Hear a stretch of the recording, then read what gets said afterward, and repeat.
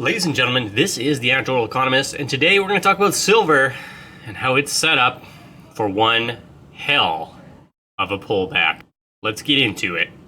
In lieu of an intro today, we're going to be featuring a Australian coin, so I've got an Australian beer, giant Australian beer straight from Australia. Of course it's not, it's brewed in America, because nobody can afford the shipping on that these days. And I got the Australian gold coin there. And the one we're going to review at the end of the video is also going to be Australian. So it's not an intro, but it's something. All right, let's talk about silver. This, big old-fashioned metal, been around for a while.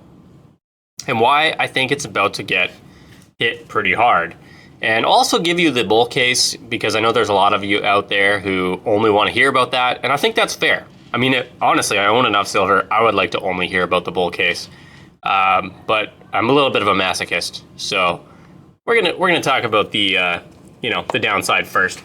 Let's just pop open a chart quick here. So the gray line is silver, and I talked a little bit a while back. If you look at where the X is here, if you look at where the crosshairs are here, you can see that there was a reversal. The issue that we have, it's probably hard to see on the screen. Pull gold down a little bit. The issue that we have is that gold is starting to pull back, and classically, you've heard this a million times. When gold goes up, silver follows. And if I zoom out on this chart enough, you'll definitely see that's the case. I'm not going to do that right now. But the downside for silver is that when gold goes down, silver tends to really go down, unless there's some sort of industrial demand offset, which just doesn't seem to be happening right now. It just means that silver is in a precarious place. Now, having said that, it does have this support. So according to my numbers, it could go down to $27 without breaking that support. Just roughly, guys. I'm not, you could get right down to the cents. I'm not into that game. But my point is, it could definitely go sub 30, and it wouldn't make me break a sweat. If it goes below 27, I mean, I'll probably start buying a little more than my just 1 ounce a week. I talk about this on the channel often. I buy 1 ounce a week just to keep my head in the game. Literally just to make myself walk into the bullion store and check out what's in there. And I've gotten some pretty good finds over the years. Check this out. I got this at spot. I think it was slightly more, but it was the same price as a generic Buffalo round. So I'm not going to complain about that, but I only got that because I went into the store. So that I do no matter what. Pretty much no matter what the price of silver does. Now, eventually I might have to start buying half dollars or half ounces, because at a certain point, I'm not going to spend, $40 or $50 every single week. I save that for my more strategic purchases. But, $25, $30, that's manageable. So case in point, I just realized you probably didn't see any of that. I showed a $50, and then I showed this St. Helena coin. So apologize, I'm actually not going to go back and edit that out. So for those of you who want to give me a thumbs down, I would not blame you. But let's keep talking here. So basically, I'm just looking at the resistance that you just saw, and I'm looking at my silver. And I'm talking about silver, and I'm thinking, you know what? I don't know if it'll hold that resistance, and I'm just not. There's a lot of people making videos, and they're like, I think it's time. I think silver's finally going to go. Gold's gone, and silver's going to go. And I don't know if I'm there. And I guess what I would say is, actually, I do. I know I'm not there, because I'd be going out and buying a few more 10-ounce bars. I'd really like to get another 100-ounce bar. There are a couple of kilogram coins I'd like to buy. There's a lot I'd like to buy, just not feeling it right now. Now, there's a whole other conversation about premiums and premiums coming down. I plan to make a video about that soon. At the end of the day, I just don't think we're quite there yet. Now, I did say I was going to talk about the bull case. So let's do that. Let's talk about the bull case really briefly here. And for me, it's as simple as this. Gold has gone way up compared to silver. Now, not in percentage terms, but just in terms of looking at the charts. If you look at gold, it looks like an amazing performance. If you look at silver, it really just doesn't have the same kick. It's not as exciting. And so in terms of the classical, what I talked about earlier, where gold goes, silver tends to follow over time, and it always follows with a lag. I don't know. We could still see silver go up. It wouldn't shock me to see silver hit $35, $40. But I don't think this is the run where it goes to $50 to $100. And I know there's a lot of people out there talking about that, saying that's what's going to happen. This is the year. This is the time. And I'm just going to tell you right now, I don't see that happening until gold really takes off. And at the end of the day, we talk about the Federal Reserve and money and what's going on out there. Well, the U.S. has been a very, very big upset in terms of what I thought, Maybe I'm just a little bit too negative. In fact, I can almost guarantee you I'm a little bit too negative. But I never would have guessed that the Fed would have held so firm on interest rates. Now, granted, they are lowering. So to some extent, I'm not shocked, right? They're lowering, but they're lowering a lot slower than I think most of the people out there would have suspected. What does that mean? Well, it means that the dollar is going to do a lot better than most of us suspected. And there's a lot of different things to think of when it comes to why they're doing this. There's wars, there's domestic reasons. We can talk about things like the Laffer curve, the Lindy effect. And right now my mind is blanking, but somebody can reference that situation where basically the US dollar causes a problem because it's the US interest versus the world currency interest. There's a name for that. Somebody throw it in the comments. I don't want to Google it right now. I'm making videos, you know what I'm saying?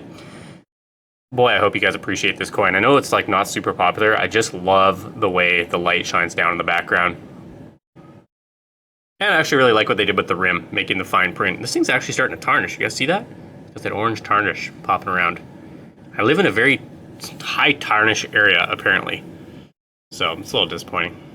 But it is what it is. Okay, back on topic. So ultimately, what am I saying? What do I think? Well, in the very near future, look for it around Christmas time, I will do my annual prognostications video. I absolutely will do that. I will be talking about what I think is actually going to happen for both gold and silver.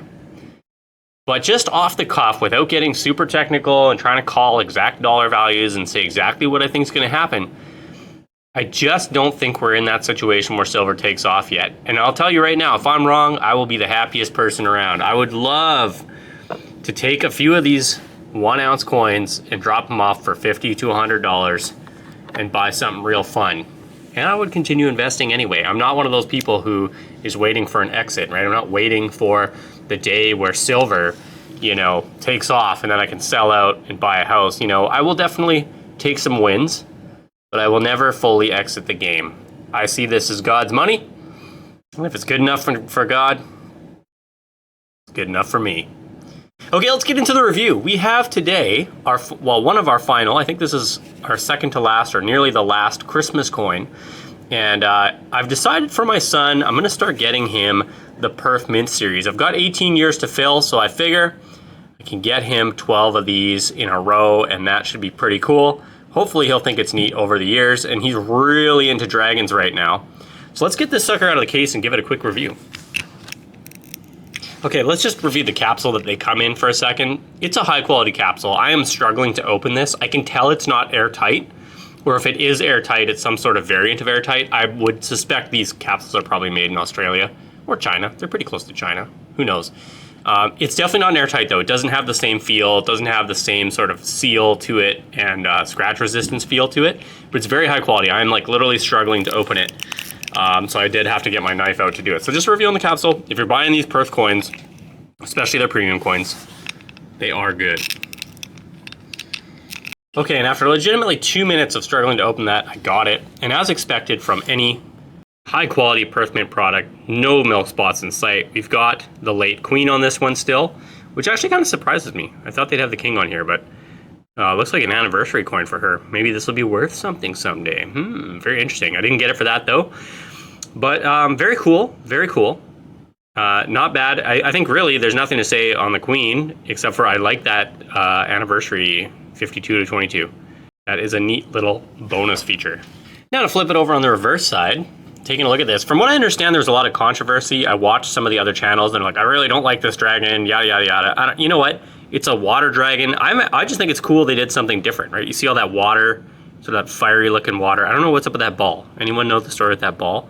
I think it's cool, Dragons, in modern sort of dragon mythology, they do different things. And, I'm a little bit of if you haven't figured it out on this channel, I'm kind of a Bible buff. There's some conversations about dragons in there.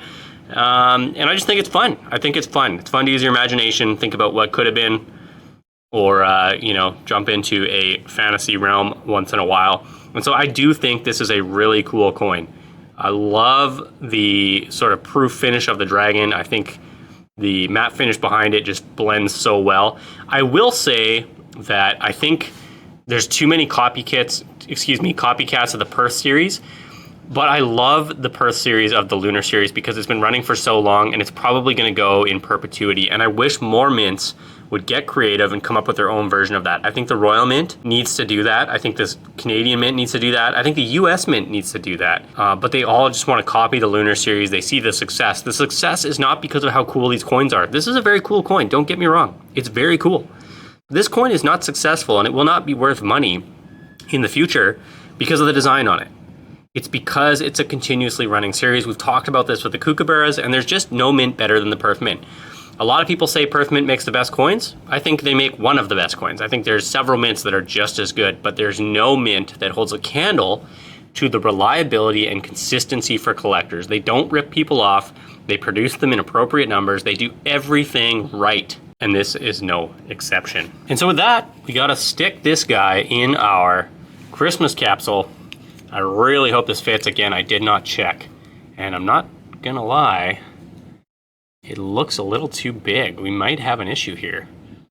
I have a solution, but that sucks. I was really hoping it would fit in with the red. So I'll fix that up, and I don't know if I'm gonna keep it on camera. Let's just leave it there, and I'll fix that up off camera. Ladies and gentlemen, this has been The Anecdotal Economist. That's my 2 ounces worth. If you want to leave a word to support the channel, but you don't know what to say, today's word will be lunar. So thank you so much. That's all I got. Remember, I'm pulling for you. And we're all in this together. Kilogram, you're the dragon, you're the rabbit. Okay, let's look at the money side now. Watch as I pull this bad boy out of here. Absolutely stunning once you get it out of the case. Feeling the weight of this in my hand. Oh, that's such a good feeling. I never had enough gold. Bonus feature, I did end up having to use a foamy because these are not flexible. They've got this sort of paper finish to them. Kind of hard to get on the camera there. I tried cutting it, not gonna work. So if you're getting the Perth series and you want either the red or the green that they come with, you will need to make sure you order the right size. But look at how good that looks. Better than the capsule it came with. Made in America, baby. Airtight. Gotta love it.